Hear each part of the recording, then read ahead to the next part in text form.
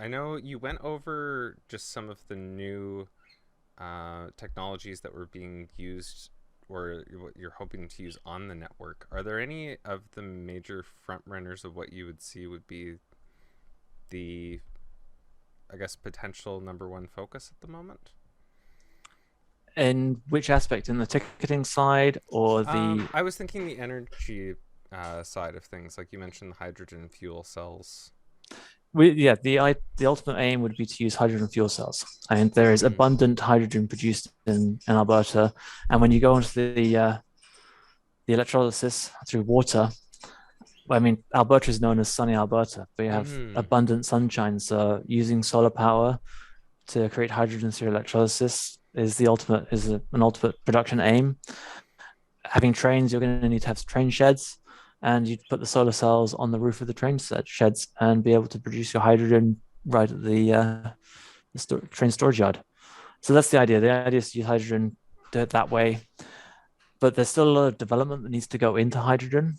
Mm-hmm. And the other element of that is that we can do the development because to develop the hydrogen engine, you'd need to have it operate in real world scenarios. And Mm-hmm. Alberta has the ultimate real world scenario.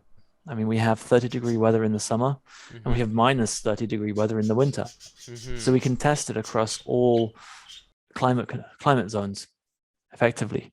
And that can be a point to make it more efficient, better used, so the technology can be used in other jurisdictions that don't have the access to hydrogen that we have here. Mm.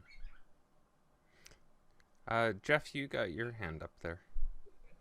Yeah, thanks, Thomas, for the presentation. So all of like this network that you're showing, this is all existing rail, and like would it require upgrades to the rail itself, or are you just kind of proposing a new technology around the trains and more efficient, um, you know, uh, use of the existing track?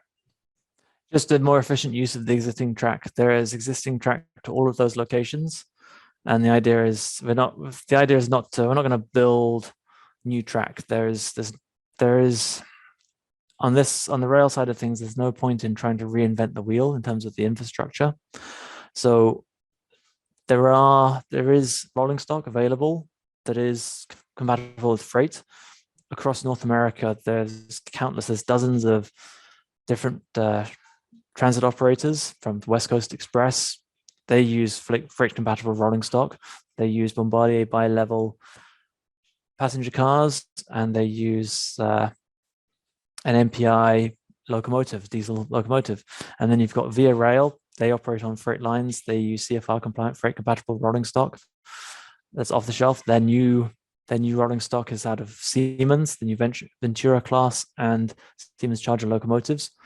So the equipment exists, but the technology that could be used in that equipment could be better. Could be a lot better. You could take out for a Siemens Charger locomotive, you could take out the diesel generator, and you could plug in a hydrogen fuel cell.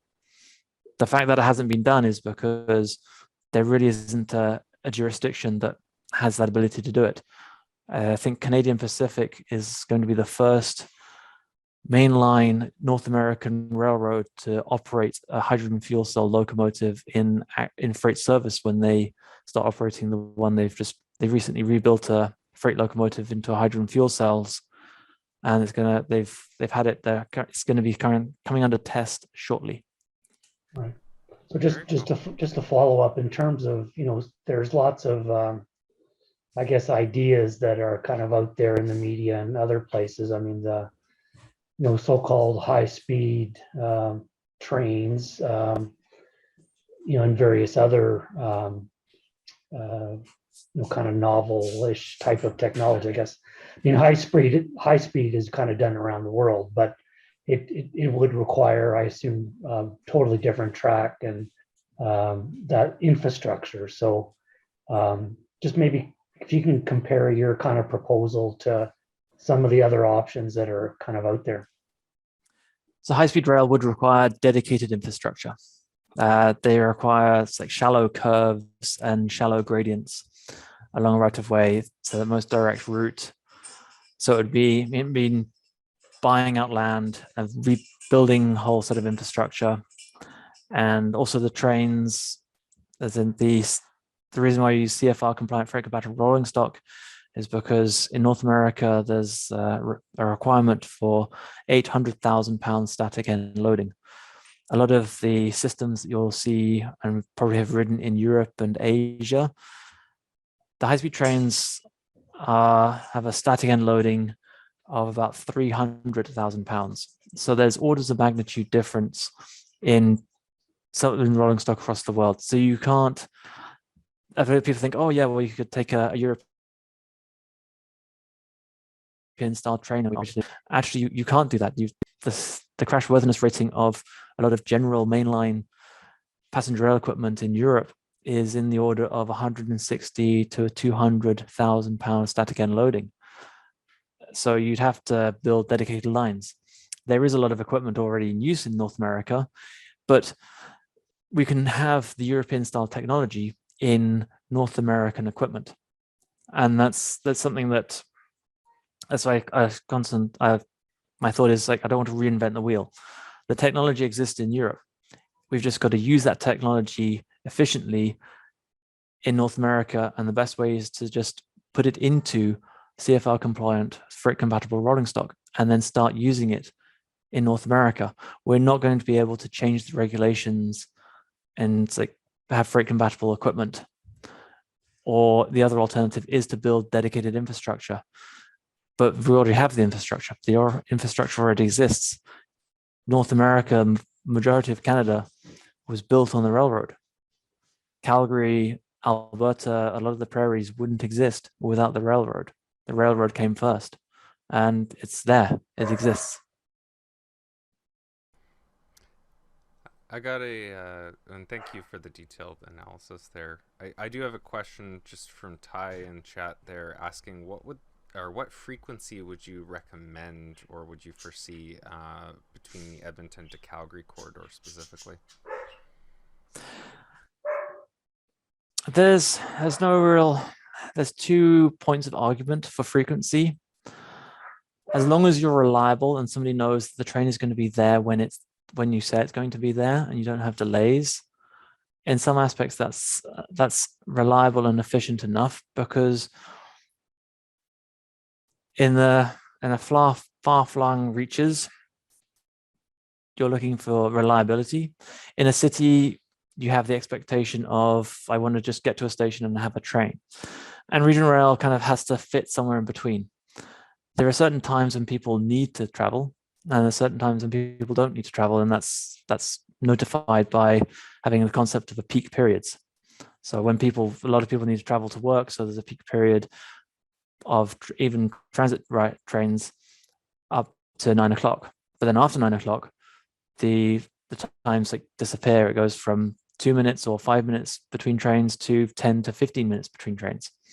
But if you know when the train is going to arrive, if you need to get somewhere for lunch and, okay, yes, I need to get there, and I know the train is going to arrive at 11:30, then whether there's a train every 10 minutes or whether there's a train every hour, as long as the train is on time, that does one aspect of it. Ultimately, frequency, you want to have it as frequency as you need it. And this is where technology would come into play.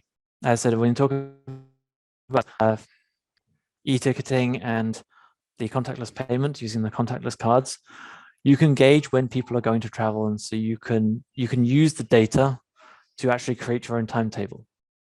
So I'm not going to say, yes, we're going to have a train every hour, because in some points in the time, you actually don't need to run a train, because it would be actually inefficient to run the train at that point in time, because there's just nobody there to take the train.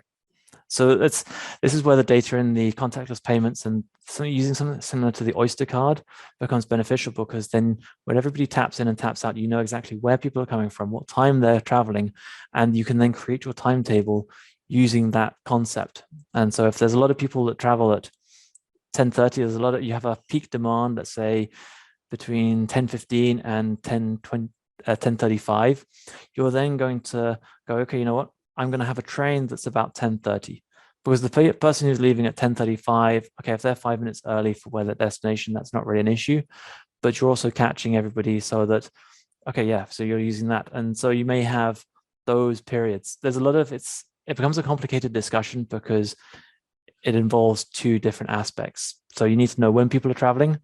In the beginning, you just don't know, so you just got to take a guess. But as soon as you use the Oyster card system, you know when people are traveling. You know where people are traveling from. You know where people are traveling to. You know, there's all sorts of data that you can glean from that, and that's effectively how we'd use it. I'm not going to say that this is the timetable and this is what we're going to do. The timetable is an organic document. Even Calgary Transit changes their bus timetables every 6 months or every 3 months or something. So yeah, I would have it as frequently as I need it to be, and I would have it. The ultimate aim is to make it as reliable as possible. So you don't want to have delays. Delays are the worst thing you can have. A train every 2 hours is possible, so long as the train is never late. Yeah, thank you there. That's a really good explanation, especially with the data leveraging and the capacity that we have now, because I've heard of other places internationally where they can even change that schedule almost on demand with the amount of data that ends up being collected and informed.